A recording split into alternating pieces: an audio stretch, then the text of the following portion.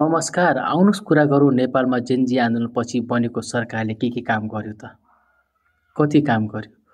विभिन्न कालखण्डमा यिनीहरू कतै न कतै नेपालको केन्द्रीय शासन प्रणालीमा बसेकै मान्छेहरू यतिखेर नेपालको प्रधानमन्त्रीदेखि लिएर मन्त्री, गृहमन्त्रीसम्म भएका मान्छेहरू छन्। कतै न कतै राजनीतिमा जोडिएका व्यक्ति नै यतिखेर आएर जेनजी आन्दोलनको उपलब्धिमाथि आफ्नो हस्तक्षेप जमाएर राजनीति गरिरहेका छन्। त्यसको उदाहरण म तपाईलाई दिउँ। यतिखेरको प्रधानमन्त्री सुशीला कार्की नेपाली काङ्ग्रेसको सक्रिय कार्यकर्ता हुन्। त्यस पछाडि सञ्चार मन्त्री पनि नेपाली काङ्ग्रेसका सक्रिय कार्यकर्ता हुन्। यस्तै आन्दोलनमा सहभागी अन्य मान्छेहरू पनि एनजिओबाट सञ्चालित मान्छेहरू छन्। यतिखेर टिओबी ग्रुप एकदम सक्रिय भएर आएको छ। जुन टिओबी ग्रुपले हतियारसहित प्रदर्शन गरेको र गोली चलाएको भन्ने कुरा विभिन्न आधारहरू देखा पर्न थालेका छन्।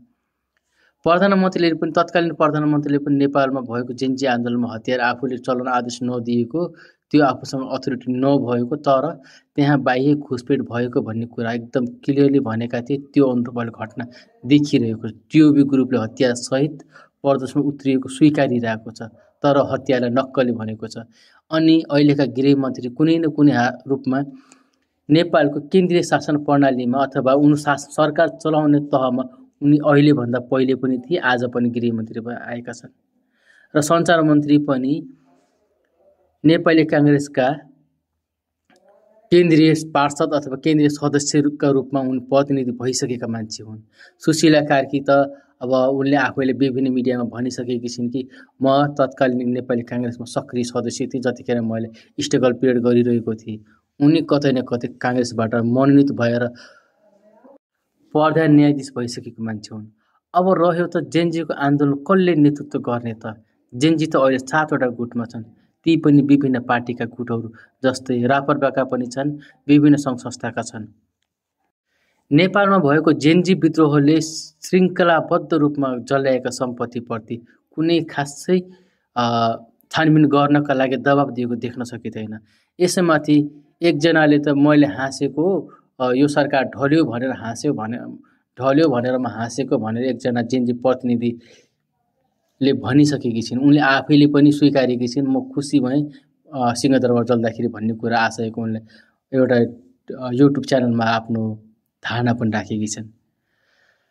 अहिलेको जेनजी आन्दोलन पछाडि भएका घटनाले नेपालमा सन्तुष्टि हुने कुनै आधार देखिएन। एउटा 70-75 वर्षका वृद्धलाई सरकारबाट हटाएर अर्को पनि त्यही अस्तित्वको मान्छेलाई यतिखेर सरकारको नेतृत्व दिएको छ।